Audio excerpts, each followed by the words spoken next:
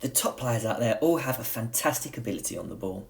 They're able to keep it under pressure, they're able to manipulate it and move it exactly where they want to while keeping it away from the opposition. But the main thing that they all possess is the ability to have consistency on the ball, doing what they want with it the majority of the time without losing it. And for any player to become more comfortable and consistent on the ball, being able to keep it, there are 4 technical areas to work on, being first touch, passing, dribbling and ball mastery. Work on these and your close control and ability on the ball will grow. And the thing is that's great about these areas are that you can all work on them on your own, individually. You don't have to be in a situation where you're at team training. You can go out and practice in the back garden, out down the local parks and playing fields. So these technical skills can be developed on your own individually. And the best place to start to get a good footing and grounding technically is the first touch. And you don't always need someone passing you the ball to work on your first touch. Probably the best way of developing it is through passing against a wall. And there's lots of different variations that you can use. You could do 1-touch passing, you could do 2-touch passing, controlling with alternate feet.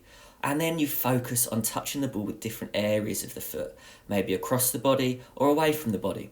But how it works is it's simple. It's nice crisp passes off the wall and making sure you're really practicing that touch. It's all about repetition. And top players will be practicing repeating these skills and their first touch regularly. As you can see, our central midfielders and attacking midfielders lose the ball very rarely in the Premier League. So to get to that level, you need to make sure you're practicing and having constant repetition. After receiving the ball and keeping control of it, you now need to either pass or keep hold of it.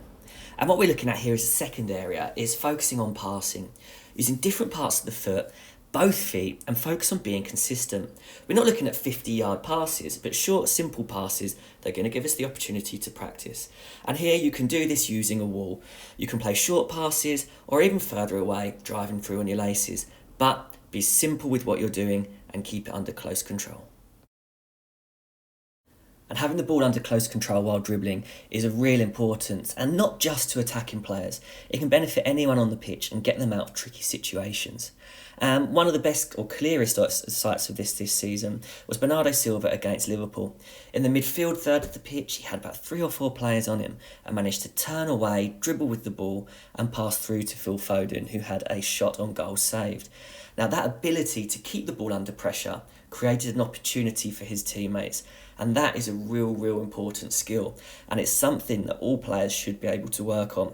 Having the ball close to your feet and moving in and out of cones and changing direction is really beneficial to your practice.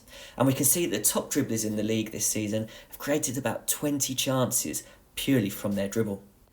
And the great thing with dribbling is that all it needs is a few cones and maybe just a little bit of space.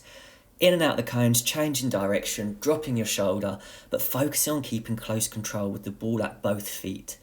Doing this is going to really help and just give you good practice and repetition, allowing you to feel more comfortable and confident with the ball and having the ability to move it and change direction when you need to.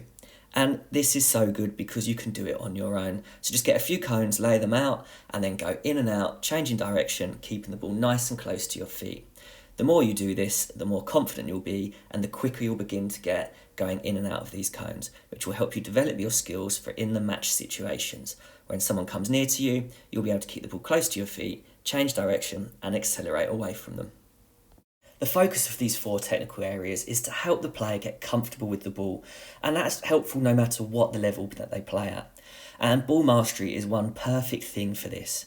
A series of different touches and routines that help the player move the ball from one foot to the other, getting coordination and getting control of the ball in tight areas.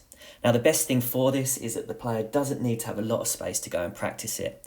You can do it in a small area in the back garden and you can go and keep practicing lots of different touches, but at the same time start increasing the speed and increasing and making the change of direction a little bit quicker and faster. And ball mastery is perfect for this. You'll get used to playing with both feet and you'll get much more confident with the ball and sharper with it at your feet. So bring this into your game, bring this into your practice more. You'll take lots of touches in a short space of time and you'll get a really good workout in. But the best thing about it is that you just need a ball and you need to have a look at some different routines that you can put together. Small touches, lots of close control and lots of changes direction. Bringing this into your game and into your training is going to help you go up to the next level, make you more confident on both feet. Thanks for watching.